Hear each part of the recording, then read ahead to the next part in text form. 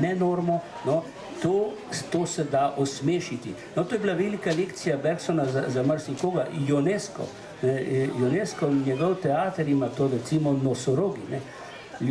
Ljudje postajamo nosorogi. Ne.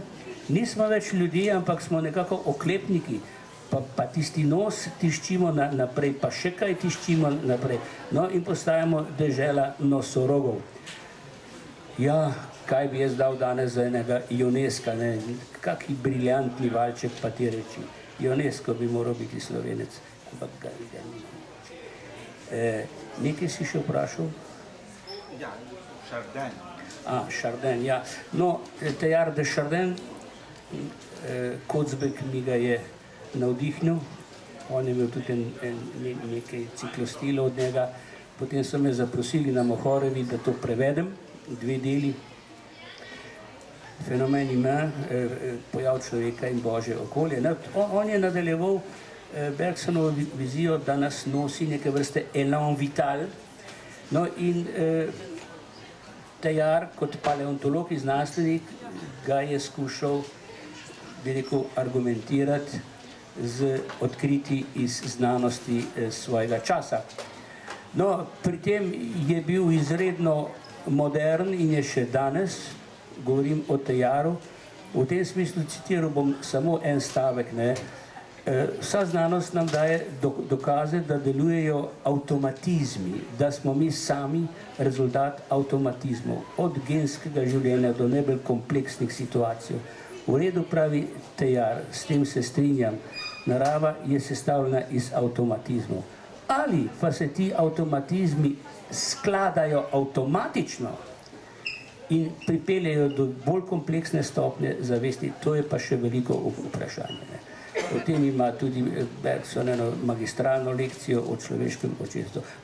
Te stvari je težko pripovedovati kar takole, kot v kavarni, ne. Tu se je treba osrediniti, napeti pozornost in potrebna je predvsem tista, Bergson pravi, attention à la vie, ne, da držimo sled živega, la logique du vivant, ne kar tako, ne iz radovednosti, predvsem ne iz radovednosti, za Božjo voljo, Kierkegaarda ne brati iz radovednosti, ne.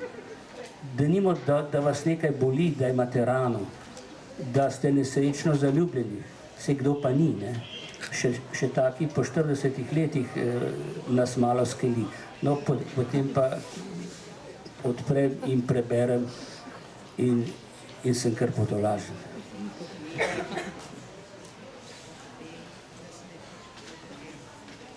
Ja, če razumeva tudi najno srečanje, ne samo kot izpraševanje, kot dialog, naj povem, naj razložim tisto svoje vprašanje.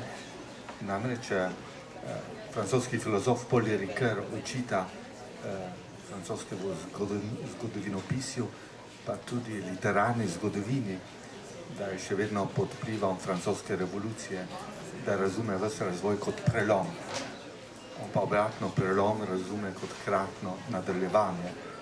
In v tej svoji veliki kulturni moči in miselni zagnanosti, veliki nasprotniki miselnosti, kot sta Kierkegaard, celo Hegel ali Claude Lévi-Strauss, Sartre, veliki nasprotniki, ki so bili vse svoje življenje nasprotniki, nespravljivi, se v delih Paula Ricoeurja začerajo pogovarjati. No, ampak kot si jasno povedal, qui bene distinguit bene docet, ta pogovor, ali pa mogoče, če se zasvetlika nekaj skupnega, to ni za ceno tega, da bi odmislili, da so pa vendar bili strašno različni in lepo, da si poudaril tudi te razlike. Ampak kot pravim, kljub temu, da se ukvarja s tolikšnimi različnimi misleci, v svojih delih ne daješ občutka razparane osebnosti, tudi tvoji spisi so daleč od vsake skizofrenije, ampak ti misleci le, kako bom rekel, iskra misli ali pa duhovnosti nekako preskakuje. To sem želel povedati s tem vprašanjem. No, ampak Zdaj bi pa šel k nekemu drugemu nasprotju, ne? Velikemu nasprotju med dvema svetovoma, hebrejskim, judovskim in pa grškim, in omenil si Odiseja, ki prije domov in se zopet odpravi. Vemo, ko se bo odpravil, se bo želel iti zopet domov v rodno Itako, prihaja vedno domov. Tako tudi ti govoriš o jazu preko Kierkegaarda, odhaja človek k sebi, je pri sebi, obogoten s tistim, z bolečino, z ljubeznijo, z drugim, ob drugem, z drugim.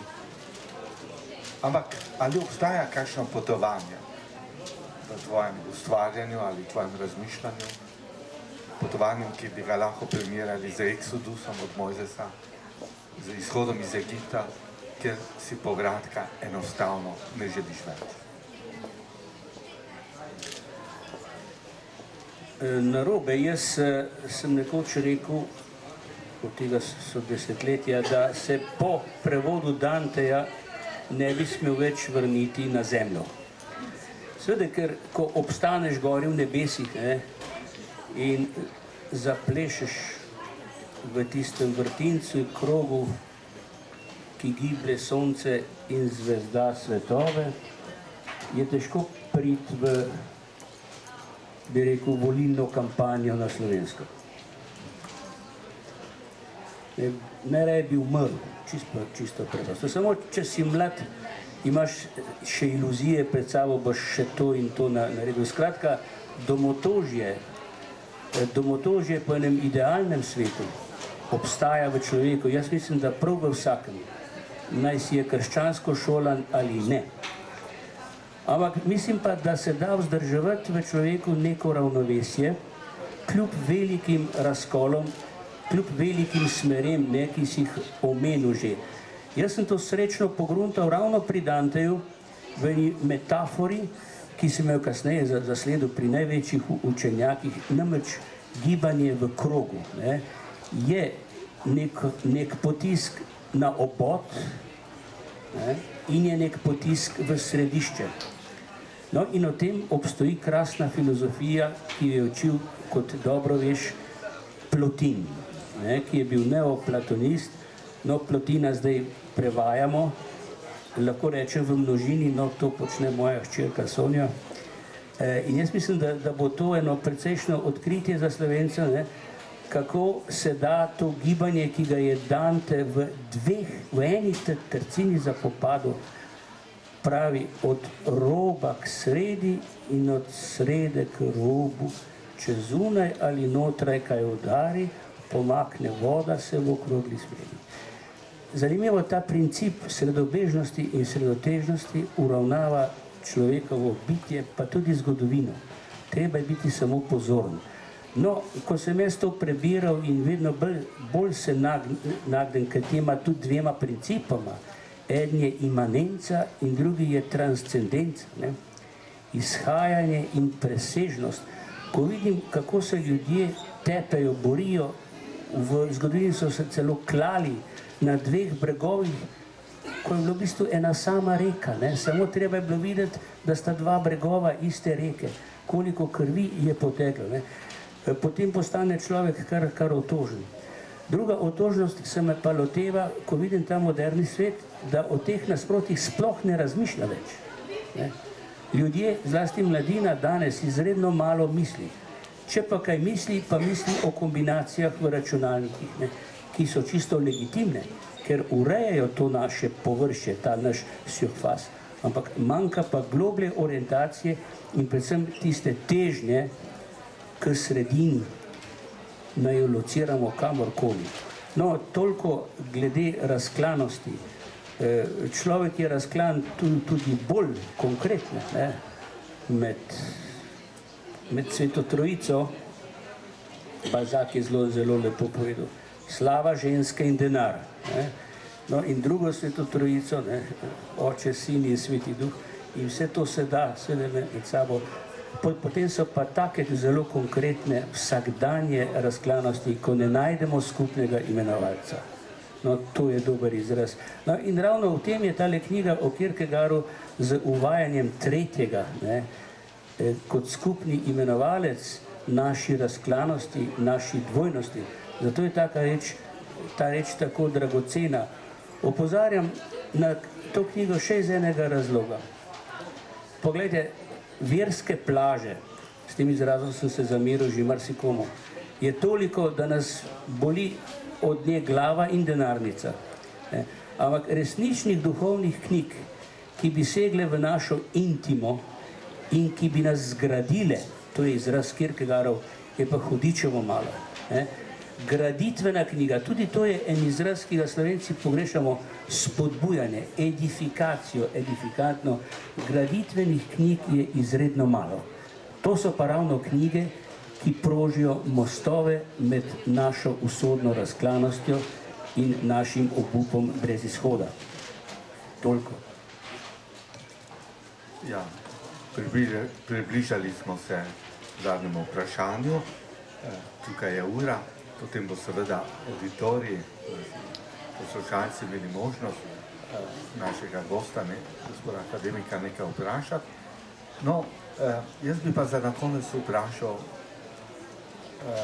zopet se bom vrnil nazaj k Exodusu. Izrael je potoval v obljubljeno deželo.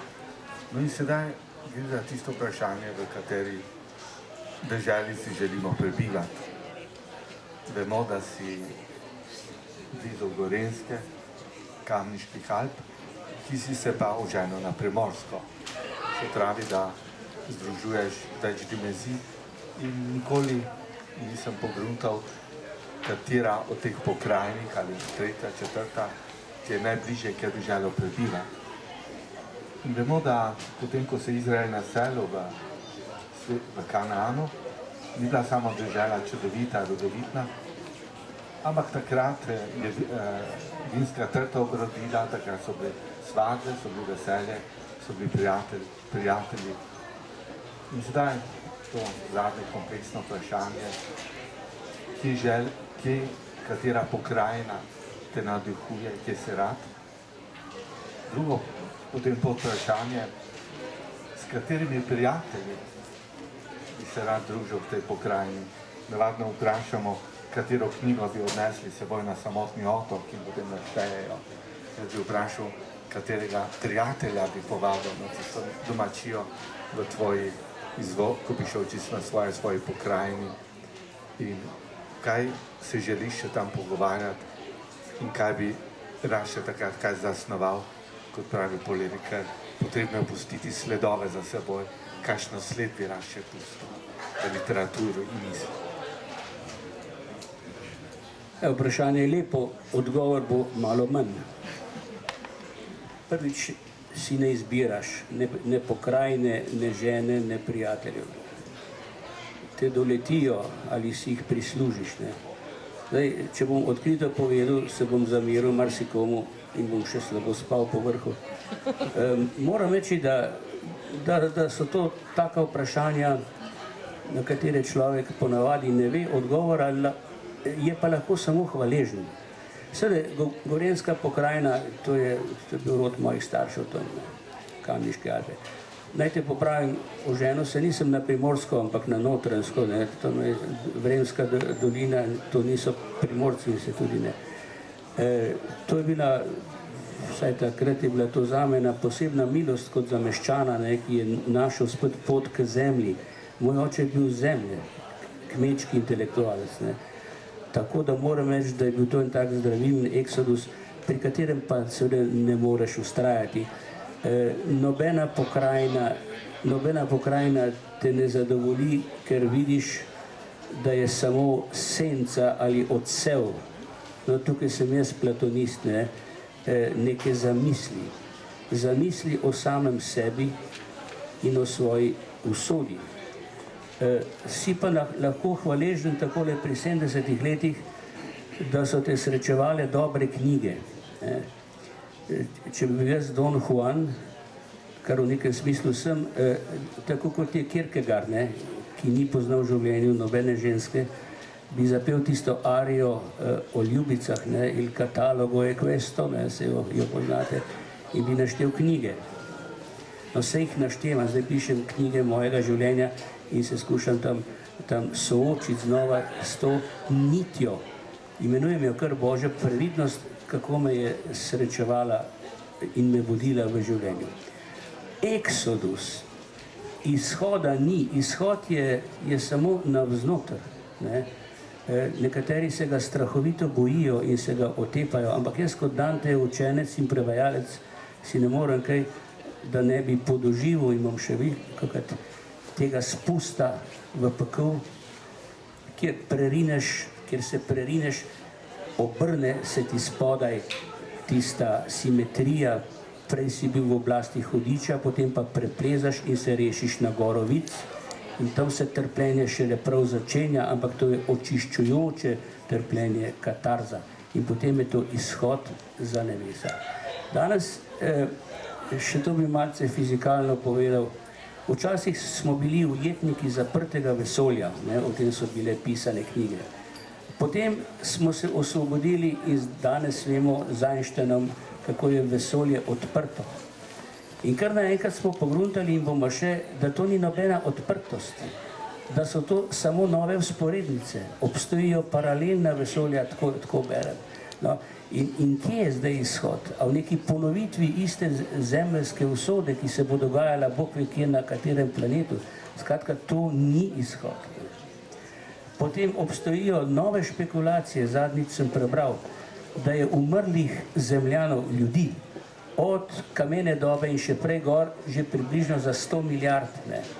In da je točno nekaj podobnega soodnosnica v naših možganih, kjer je približno toliko nevtronov, kar je osupljiva misel, to pomeni, da je vse, kar je že umrlo, je naloženo v nas samih. Od se po moje izvaja kult prednikov. Ne. Skratka, ali naj se tja zatečemo k velikim rajnkim. Naj končam s to prispodobo iz Kierkegaarda. Ena od najbolj čistih ljubezni, pravi, je ljubezen do rajnkih, ljubezen do mrtvih. To je paradoksalna misel. In pravi, zakaj? Zato, ker so mrtvi, so tam, kjer so, ostajajo. Mi pa se ali oddaljujemo, ali razvijamo in se k njim vračamo, pravi, in vedno bolj drugačni smo in verjetno, upam, pravi, vedno boljši. To je edini eksodus, ki ga človek pozna. Vse drugo seveda so pobožne želje in vera in slikanice. Hvala lepa. Organizatorji so mi pokazali, da moram zaključiti, ampak moram obljubo držati in mogoče povabo kolega Igorja Škamparleta. Dobro. No, kikega ti bil za svobodo, ne? Moram reči najprej pohvalo založnici družini, da se je opogumila izdati tako zahtevni tekst.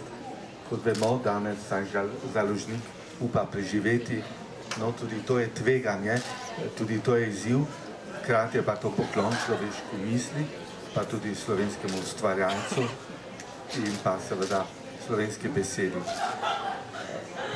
Mnogo kaj bi se morala še dotakniti, upam, da to ni javni zadnji pogovor, namreč predvsem svojega velikega dela, ker si dantolog, mislim, da je kar 4-krat, mislim, da je šla Divina komedija. Jaz moram reči, mogoče, ker ne znam tako dobro, kako ti latinsko, ampak vseeno, da tvoj prevod, težko rečem, kateri ali izvirnik boljši ali slovenski boljši, ampak zveni drugače.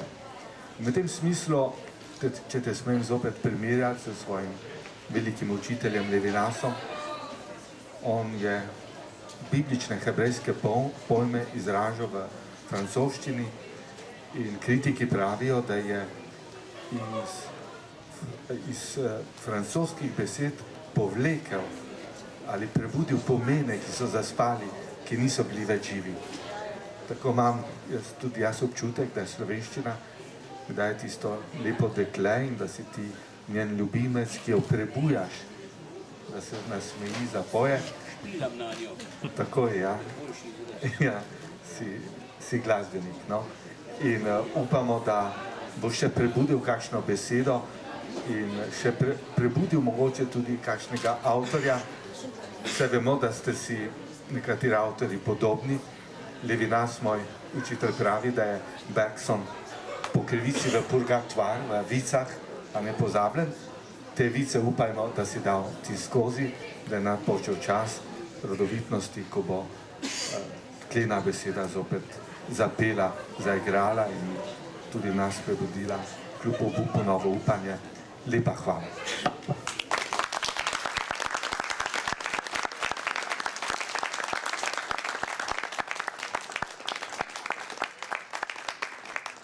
Torej, dovolite, da se v imenu založbe pač izrečem skromen hvala, preveč besed odzvanja, preveč misli odzvanja v srcu po tako globokem pogovoru. Bi samo opozoril na to, da so dejansko knjige danes med vami, tudi na prodaj, da bo, če je mogoče, dr. Capuder tudi kakšno podpisal. Bi pa ob koncu opozoril na dejstvo, da bo dr. Capuder čez 2 dni praznoval 70. rojstni dan. Vemo, da človek besede, ljudje besede niso ravno prijatelji številk, številke imajo kar nekaj arbitrarnosti v samem sebi, besede so pa usidrane v globlji smislu stvari. Pa vendar, 70 let je prav praznovati in ne vem, če se spodoba ali ne na tem mestu, bi pač vse povabil k temu, da zapojemo, a ne? Kolikor kapljic, toliko let, Bog nam daje.